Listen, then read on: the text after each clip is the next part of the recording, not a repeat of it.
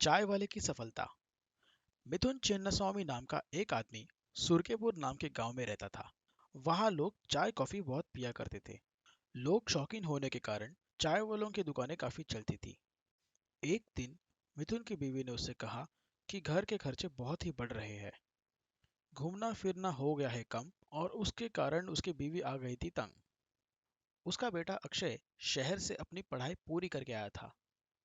उसने अपने पिताजी से कहा, पापा, आप चाय के साथ साथ बिस्किट्स और स्नैक्स क्यों नहीं बेचते? ऐसा करने से मुनाफा भी बढ़ जाएगा और लोगों की पेट पूजा भी हो जाएगी। तब मिथुन ने कहा, हाँ बेटा, आइडिया तो बहुत ही अच्छा है। मैं तुरंत इन सब चीजों का इंतजाम करता हूँ। मिथुन ने चाय के साथ साथ बिस्किट्स और आदि स्नैक्स भी बेचना शुरू कर दिया। और कुछ समय बाद उसने वहां पर कुर्सियां लगवा दी। वहां पर लोगों को आराम से चाय पीकर बातचीत करने वाला माहौल मिलने लगा। लोग वहां अक्सर एक से ज्यादा चाय पीते और बिस्किट्स और आदि स्नैक्स का सेवन करके बड़ा आनंद लेते। मिथुन ने एक छोटी सी दुकान भाड़े पर ली और वहां पर चाय के साथ साथ स्नैक्स बेचना शुरू कर दिया। अक्षय ने अपने पिताजी से कहा, पापा, आप कॉफी क्यों नहीं बनाते? बेटा, मुझे तो कॉफी बनाना नहीं आता। कोई बात नहीं पापा, मैं जब इस शहर में पढ़ाई करता था तब मैंने पार्ट टाइम जॉब किया था। वहां पर मैंने कॉफी बनाना सीख लिया था। मैं आपको कॉफी बनाना सिखा देता हूँ। मगर पापा, जहाँ पर मैं काम करता था वहां पर जो कॉफी की बीन्स हुआ करती थी वो काफी खास हुआ करती थी। अगर वो मिल जाए तो हमारी कॉफी का स्वाद भी वैसा ही आएगा। मैं एक काम करता हूँ, शहर जाकर मैनेजर से मिल आता हूँ। फिर अक्षय शहर चला गया। शहर जाकर वो मैनेजर से मिला। मैनेजर से उसने पूछताछ की। उसने पूछा, सर, पहचाना सर? मैं अक्षय, यहाँ पर पार्ट टाइम जॉब करता था। हाँ, पता है पता है। क्या हुआ? क्यों आए हो?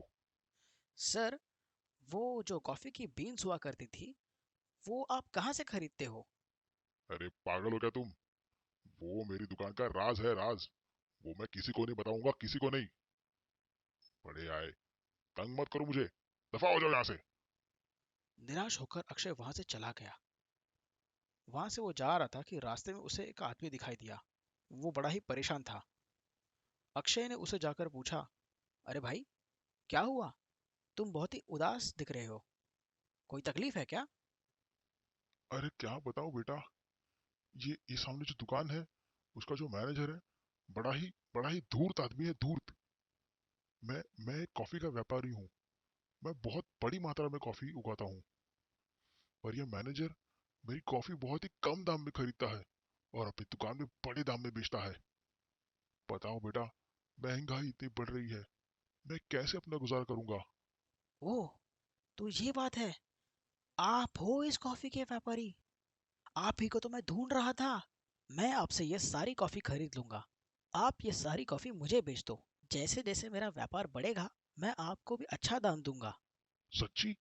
तो ये सारी कॉफी तुम खरीद लो। उसने व्यापारी के साथ एक सौदा किया और वो सारी कॉफी लेकर अपने गांव चला गया। गांव में उसने ये स्पेशल कॉफी बनाकर बेचना शुरू कर दिया। लोगों को वो स्पेशल कॉफी बहुत ही पसंद आई।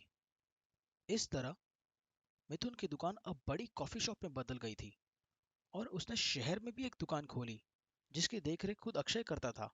अक्षय ने अपनी कॉफी शॉप उसी मशहूर कॉफी शॉप के सामने खोली थी। मशहूर कॉफी शॉप में से एक एक करके ग्राहक कम हो रहे थे।